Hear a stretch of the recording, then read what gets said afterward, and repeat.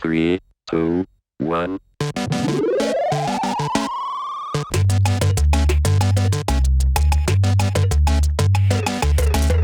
This is the DBAD movement, and you are listening to the Don't Be a Dickhead podcast. Here we are for episode 23. I'm John Gilbert. I'm Ian Thompson. And I'm Alex King. So today we're going to be talking about camping. Camping. I think we need to define what we mean by that.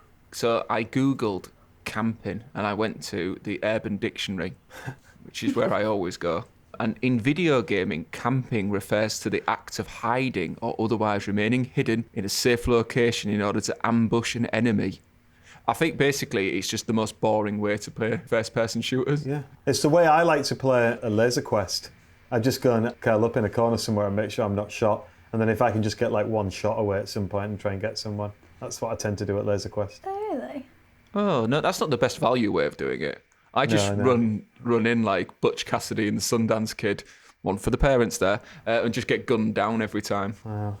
Is that what you do if you like went paintballing as well, Ian? I have done that at paintballing, yeah. So like crawling through the grass and when I'm paintballing, the object isn't to stay away from people. I like to hunt people down and just like slowly like get closer and closer to them so I can get a really good shot in. And I'll hunt people down like a stealth SAS man.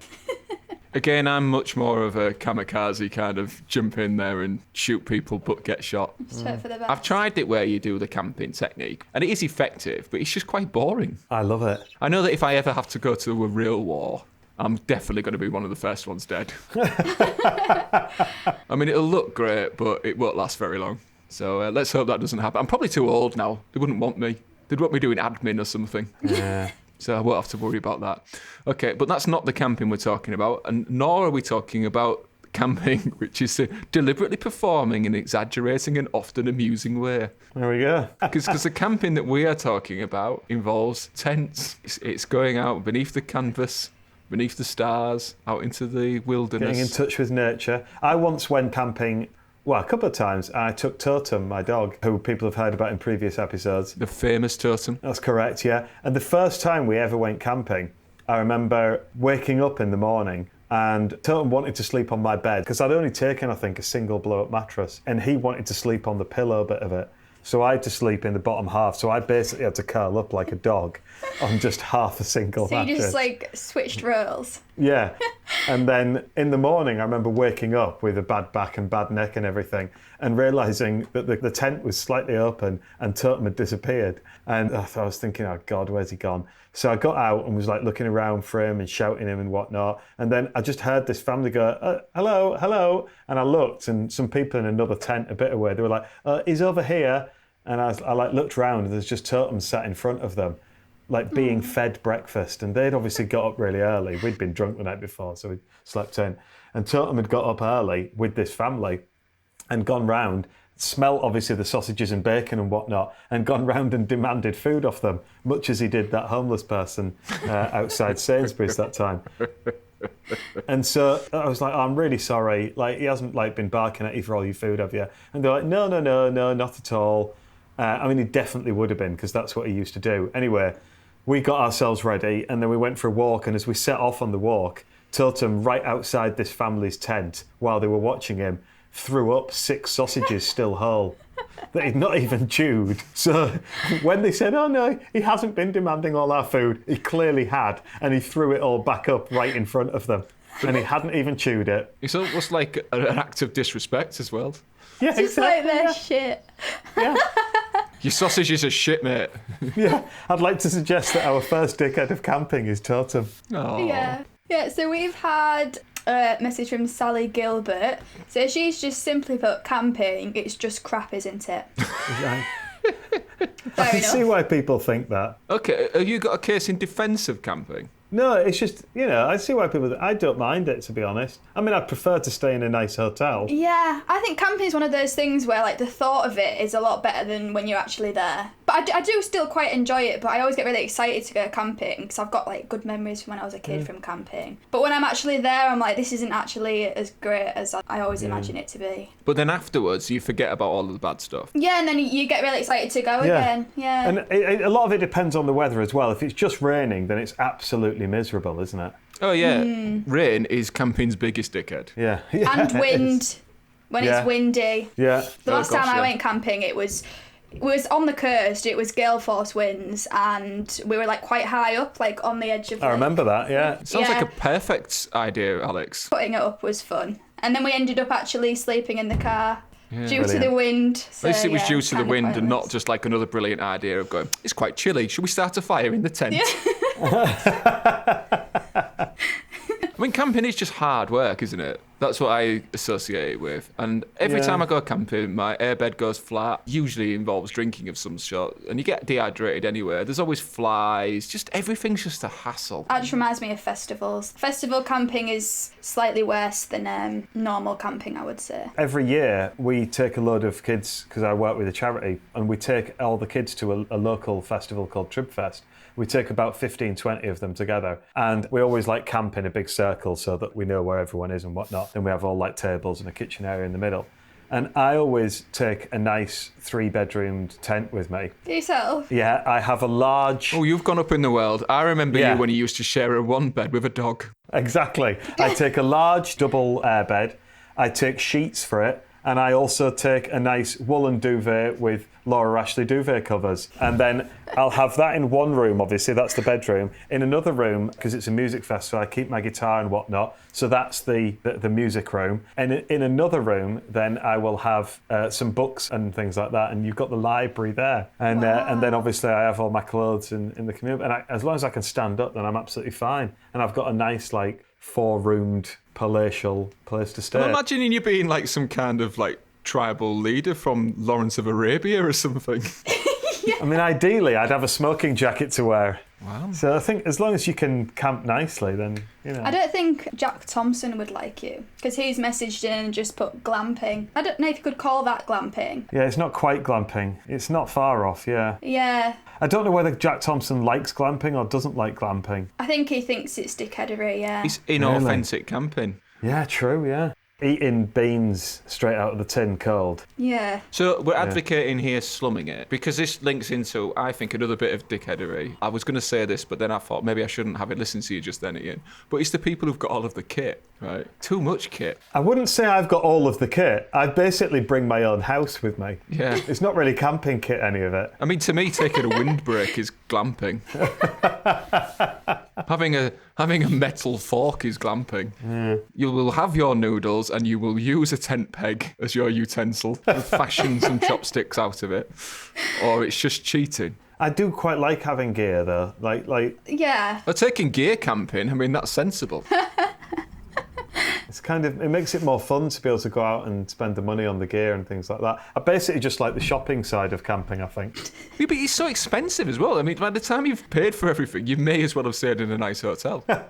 Last time me and Jordan went camping, we thought, right, what we're going to do is buy some gear with the idea that we'd start going quite often and it'd be worth the money. We've been once. So what we spent on all that gear, we could have actually had a really nice weekend in a hotel. Can I suggest that we refer to the... I just realised Can we call the it? gear. Can we call it camping kit now? I mean, I introduced Yeah. the double meaning of the word, but To clarify, it was camping. because if you take too much gear, it really Not can gear. ruin your camping experience. And future It can. prospects. I mean, I've already told you before, but the nightmare experience I had in California camping because of the wrong gear. Yeah. He's legal there. Actually, I'll tell you what, though, there was an act of dickheadery involved in us because we camped over for 2 nights at a music festival. So we had to go to a Walmart, buy a tent, and then effectively bin it at the end of it. There is an environmental damage to camping because particularly at festivals, as you say, it's a different set of rules at festivals. It's just like, oh, well, it's near the end of the festival. Let's destroy everything. Yeah. Somebody else will deal with this. You've actually flown for 11 and a half hours, putting crap out into the atmosphere in Wow. order to take advantage of a single-use tent. Yeah, but we did drive down Route 66 in a massive diesel guzzling Mustang as well. I hate the environment.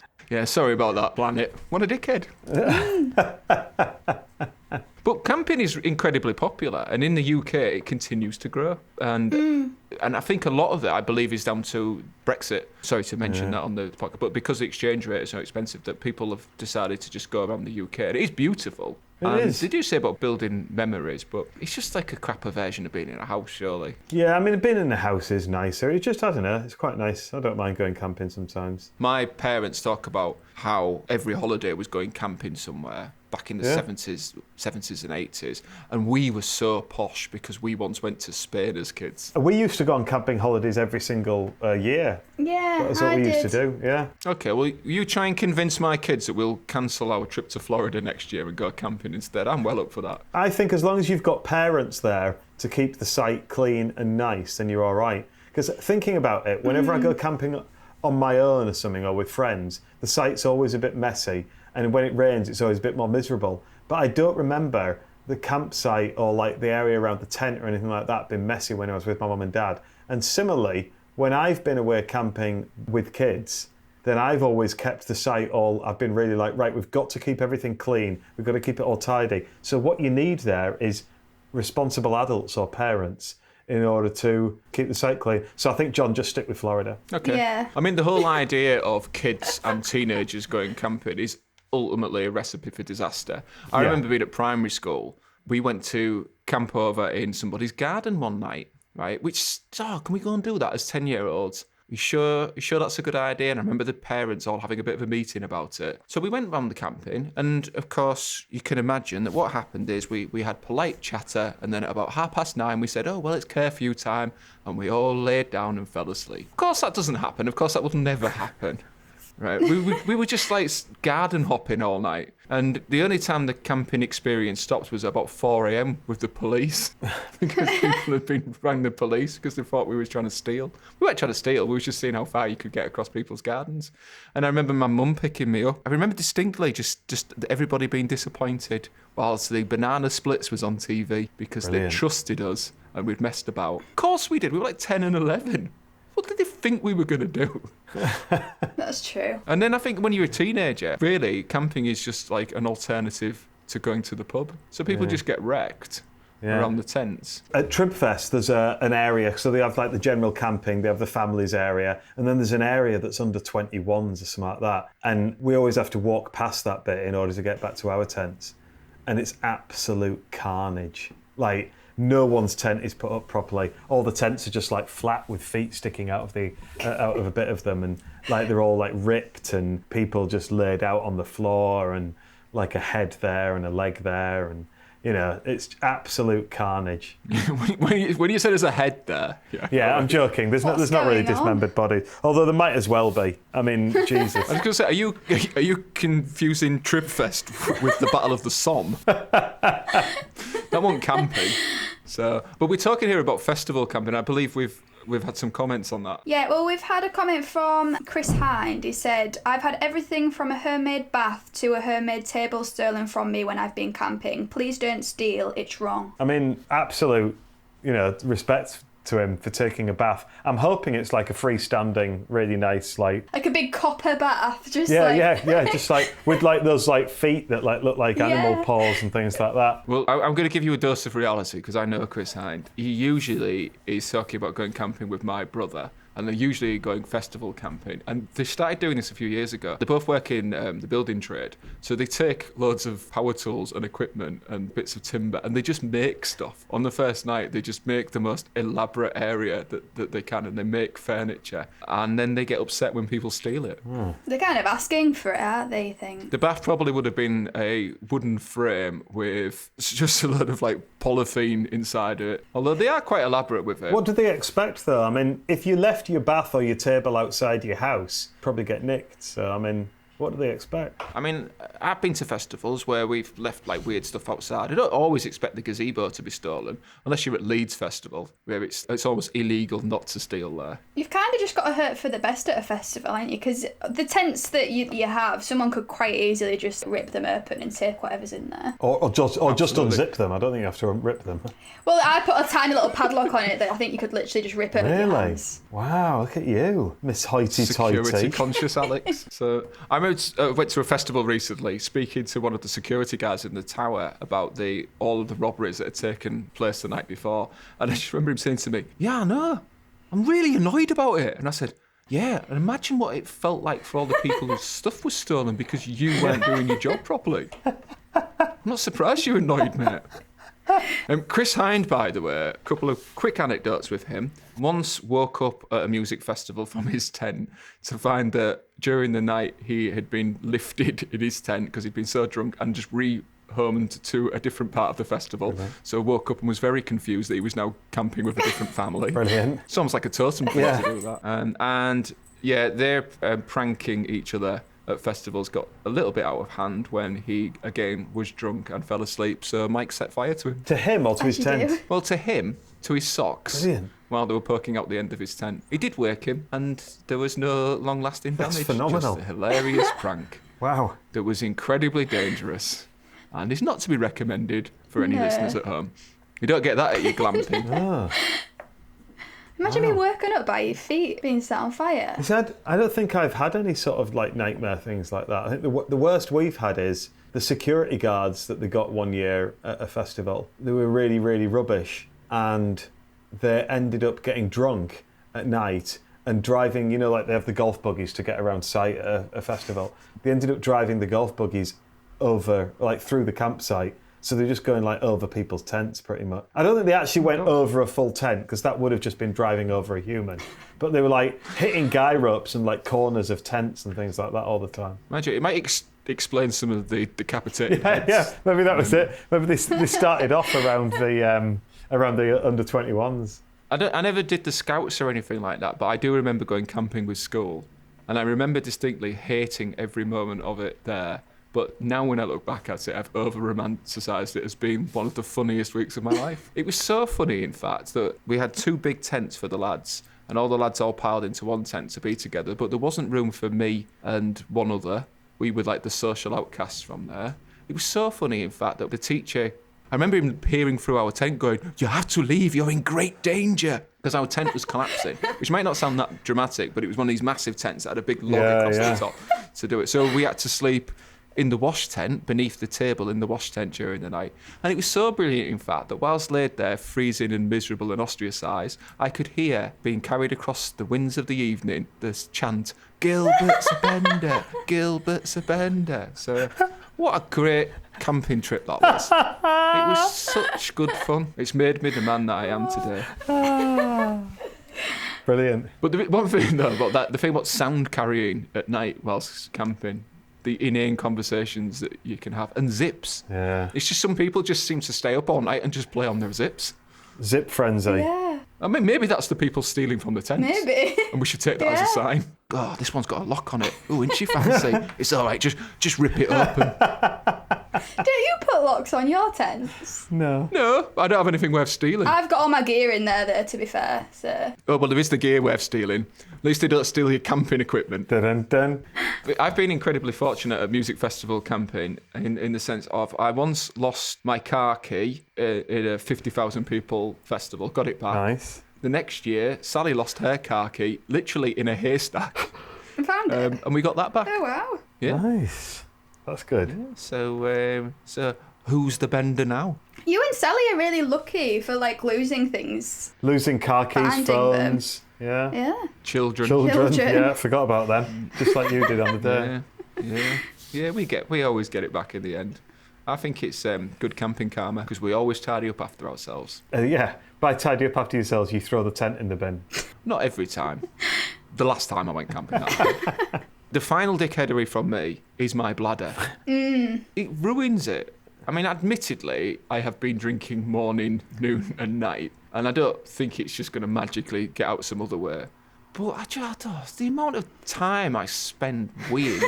And now, option 1 is you go out of your tent to the toilet block or to Portaloo or whatever's there, right? Not particularly appealing because it's usually quite far away. Option 2, you get out of your tent and find somewhere discreet to go. Or option 3, my preferred one, is to find a bottle to fill with my urine. Option 4, just put your willy out, unzip a little bit out, and just feel free. Because the amount I've produced across the course of the night is quite incredible. I mean, I'm not saying it's like meant that my tent has then been washed away on a tide of my own urine, but it can't be far off. Anybody got any alternative suggestions?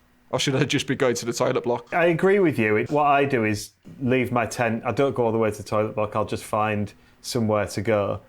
Well, it's scary walking all the way to the toilet block sometimes. Yeah, and also it's awkward when you're just finding somewhere to go as well, because generally I don't really like sleeping in a lot. So generally I'm just in my underwear. And so I'm just in underwear and either flip-flops or wellies, just like walking through a campsite. Steady on, this is a bit too sexy for the Trying podcast. to find somewhere to wee. Oh, God. What would have been funny is your camping experience with Totem. If that family just got out in the night to see you just pissing outside their tent on a pile of regurgitated sausages. Yeah. Gosh, they're very ungrateful, our neighbours. Totem cocking his leg over their homemade bath. That they stole from Chris Yeah. Hind. Well, on that twist ending, I think let's bring things to a close. So that's been the DBAD episode on camping. If you've enjoyed it, please do like the podcast. And if you go to wherever you get your podcasts, please do subscribe. If you can, rate it. If not, just go and tell a stranger in the street how amazing this podcast is. So we do really appreciate you for sticking by us, and thank you for everybody that keeps contributing to the show. It helps us make, we like to think, better content. So thank you for listening. I've been John Gilbert. I've been Ian Thompson. And I've been Alex King. One. And remember, Don't be a dickhead. dickhead.